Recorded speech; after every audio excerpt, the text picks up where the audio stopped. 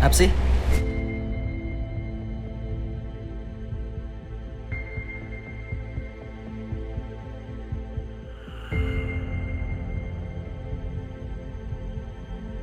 Aku minta uang dong.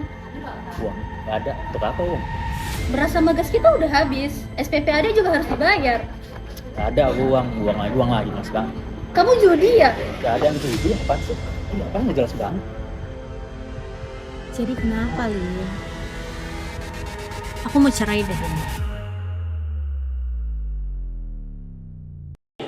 Hari ini judi online bukan hanya sekedar permainan yang dimainkan di HP, tapi sudah menjadi ancaman yang nyata yang menyerang ruang privasi, seperti keluarga. Banyak keluarga yang terguncang bukan karena bencana besar, tetapi kebohongan kecil yang terus-menerus diulang, hutang yang menumpuk, dan kepercayaan terus-menerus menghilang. Dalam psikologi perkembangan keluarga, konflik judi online ini termasuk ke dalam dua sisi utama.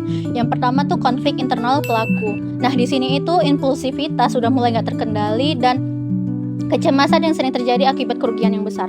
Lalu yang kedua itu konflik interpersonal yang muncul dalam keluarga. Nah, di sini itu komunikasi udah mulai gak bagus, emosi yang mudah meledak, dan hubungan yang saling tidak percaya pada pasangan.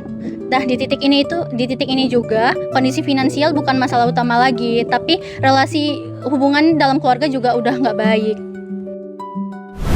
Ketika sebuah keluarga itu mengalami keadaan krisis, maka tidak lagi tentang suami ataupun istri, melainkan anak menjadi pihak yang paling cepat terkena oleh dampak keadaan ini. Ketika judi online itu akhirnya menghabiskan tabungan, kemudian menumpuk hutang, maka finansial keluarga itu menjadi terkena dampak yang berat. Selanjutnya ada biaya sekolah yang akhirnya semakin tidak stabil tentunya, dan kemudian fasilitas-fasilitas belajar anak yang perlahan hilang turut menjadi dampak selanjutnya pada anak, yaitu konsentrasinya kemudian semakin menurun, motivasi belajar juga rendah, dan prestasi menurun bukan karena mereka tidak mampu, tetapi mereka terpaksa belajar dalam ketidakpastian. Ketika konflik berkepanjangan, itu dapat membawa keluarga ke dalam fase krisis. Yang pertama, fase onset.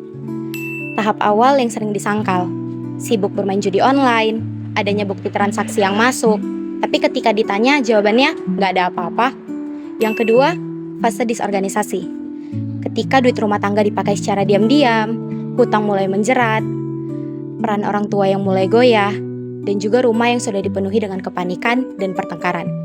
Yang ketiga, fase reorganisasi, di mana keluarga ibarat berada di persimpangan antara memilih untuk memulai ulang atau justru memilih menyerah.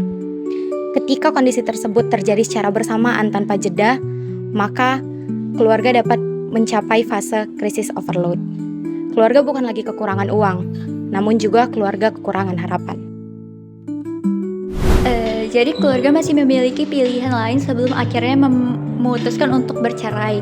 Nah, yang pertama kita bisa melakukan konseling keluarga bersama pasangan, kemudian membangun dukungan antar anggota keluarga atau kerabat yang dapat dipercaya.